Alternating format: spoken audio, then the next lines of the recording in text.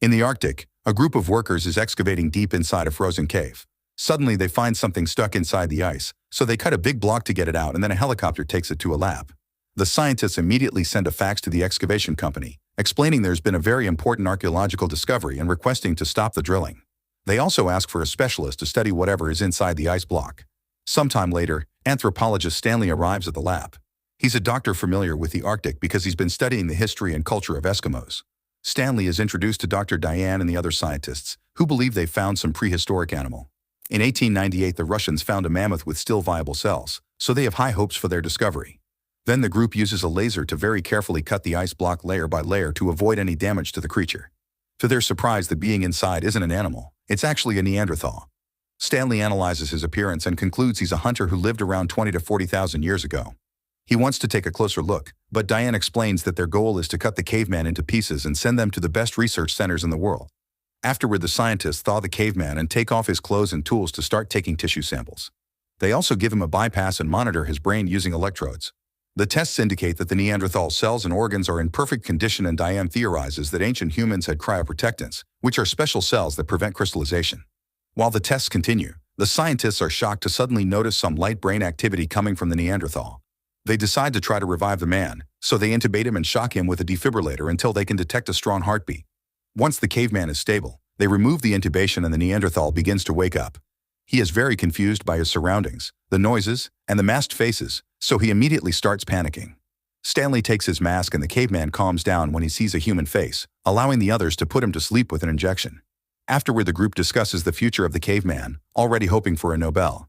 The Arctic team is trying to develop a cryoprotectant to freeze cancer patients and unfreeze them when humanity finds a cure. But now that they have the Neanderthal, they think they can find a way to freeze people to achieve immortality. Stanley disapproves of the idea, pointing out that humans shouldn't live forever and that the world is overpopulated. His concerns are ignored and the scientists agree that they won't tell the press for now because they don't want the Neanderthal to be turned into a celebrity. Then Stanley says that the caveman should first be studied in a natural environment, which would teach them more about prehistoric times. After lots of begging, he convinces the team to let him have 2 weeks to conduct his own research. Soon a special vivarium is set up and they put the Neanderthal inside. When he wakes up, he finds the environment familiar and begins going through his usual routine. He drinks juice from berries to deal with his thirst and chases a bird away from its nest to steal the eggs. In the evening, he starts a fire using stones and cooks his food. In the mornings, he washes his body under a waterfall before he goes hunting with a spear he builds himself. He makes a bunch of noises that get the attention of a wild boar who tries to attack him, but the caveman dodges it at the last second and the boar gets stuck between rocks, allowing him to kill it. Later, while he's fishing, he accidentally finds a hose and breaks the end, confused by the metal. After lots of sniffing and licking, he starts following the hose, pulling it out from the ground until he reaches a metal door. He shakes it until he manages to open it, so the scientists rush to close a second door to keep him from entering. The creatures from the lab start roaring as the scientists begin making lots of noises to scare the man away. Furious, the Neanderthal climbs the waterfall and finds the machine that powers it.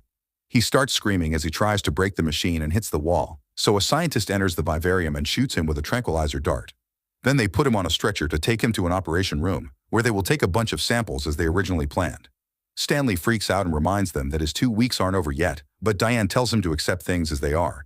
In the evening, Stanley shows Diane a video showing different tribes capable of dancing while stepping on flames, but Diane says it's just a nerve block. Stanley points out that only explains the lack of pain, not the lack of blisters on the skin. Next, he fast-forwards the video to find a scene where an indigenous man is putting needles in his friend's face. Since there's no blood, Stanley thinks they're producing some chemical that protects their tissue. He theorizes the caveman produces his own chemical as well and convinces Diane to let him study him some more. Once the Neanderthal is back in the vivarium, Stanley enters it too without carrying any weapons or objects to avoid scaring him. The wary caveman begins running around, growling and yelling while finding spots to protect himself. Stanley is scared but still approaches him slowly until they're face to face.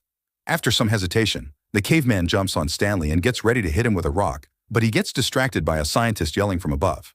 Since Stanley doesn't try to defend himself, the Neanderthal drops the rock. Then he takes a closer look at Stanley, noticing how different his body is from his own.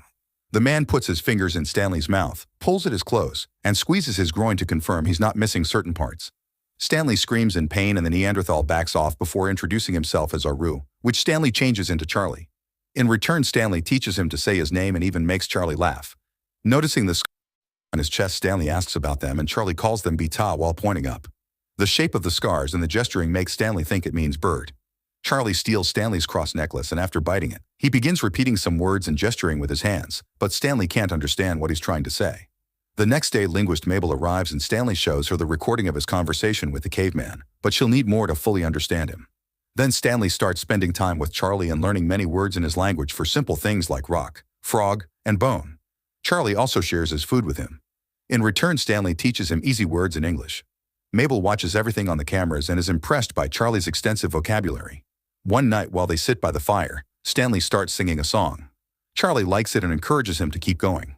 While playing with the bones from his meal, Charlie makes some noises to happily sing along. Sometime later, the scientists put Charlie to sleep again to take more samples and start a new experiment. He's put inside a special chamber at a very low temperature. Hopefully this will activate the cryoprotectants and make it easier for the scientists to extract them.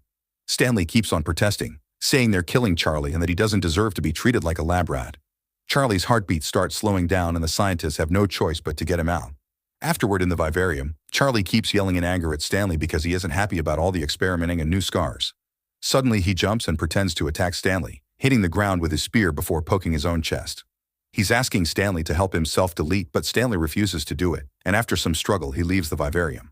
Later in private, Stanley asks Diane for help. All the studies are slowly alienating Charlie and causing them to lose contact with him.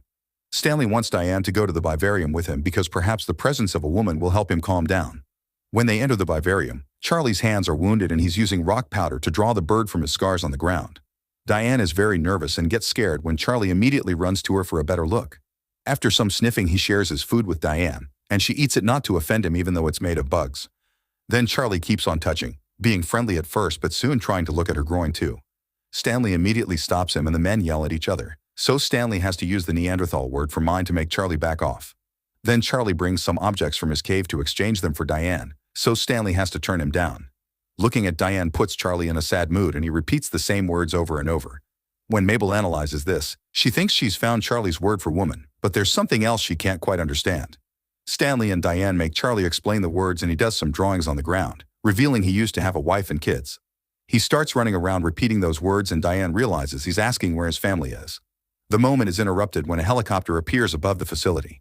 Since the ceiling is made of glass, Charlie sees it and freaks out. He starts climbing up the rocks while repeating Beta, his word for bird. The scientists immediately tell the helicopter to leave, but Charlie won't calm down. He climbs to the top of the vivarium and keeps screaming Beta at the ceiling. Sometime later, Stanley visits a tribe of Eskimos and shares the words he heard from Charlie, which the group recognizes. Stanley rushes back to the lab to share his discovery with Diane. Beta refers to Sedna, the legend of a large bird that acts as God's messenger and carries people to heaven or hell depending on their behavior. He theorizes that Charlie's tribe went extinct when the magnetic pole flipped and killed all the animals in the area. Charlie probably felt it was a punishment from God and went on a dream walk, meaning he went out to find the bird and offer himself in exchange for the return of the animals. Charlie now thinks the helicopter is Sedna, so there's no way they'll calm him down. 34 hours later, Charlie is wearing all his clothes, tools, and various trinkets Stanley gave him the past few days. He also uses crushed berries as paint to decorate his skin. Charlie never stops chanting, obviously eagerly waiting for the return of his god. Whenever Stanley enters the vivarium, Charlie hides until he's gone, refusing to communicate. One afternoon, Charlie takes the stairs and after watching Stanley so many times, he knows he must press the button. He enters the lab and carefully sneaks around, making sure the scientist won't see him. When he reaches an empty corridor, he finds a mirror and starts growling at his own reflection. Thinking the other man is challenging him, Charlie breaks the mirror with his spear. Then he hears a voice in the speakers and runs through the corridor in fear until he reaches the room with all the lab animals. As he checks out the bird, the bear growls, so Charlie keeps on moving. As he tries to take the next corridor, he crashes against the glass doors. He quickly tries again and the doors open automatically, allowing him to enter another room.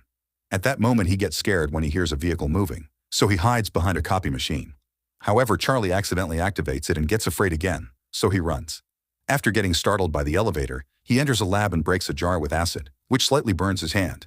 At that moment the scientists turn off the lights, causing Charlie to panic.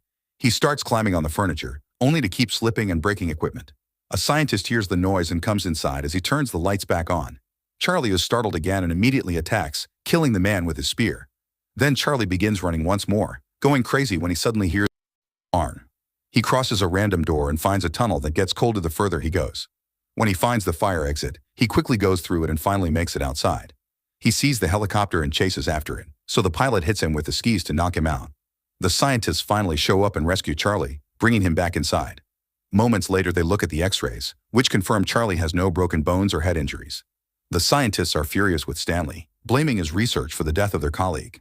They announce the experiments are over and Charlie will be transferred to another facility. Stanley tries to explain Charlie will die if he's kept in a cage, but his concerns are ignored. Refusing to give up, he secretly makes a deal with the guy guarding the door. Soon Stanley enters the vivarium with a bunch of furs. Once Charlie is properly protected from the cold, Stanley takes him out for a walk. The scientists realize they're missing and go looking for them by following their footprints in the snow. As the duo keeps going, the ice shelves start falling and a crevasse suddenly opens in the ground, separating Stanley from Charlie. When the helicopter finally finds them, Charlie gets excited and yells "Beta" before jumping. He manages to hold on to the chopper's skis and happily chants during a flight. One of the pilots tries reaching for him, so Charlie lets go of the skis and falls, gliding for a few miles in a rather good mood before he meets his end.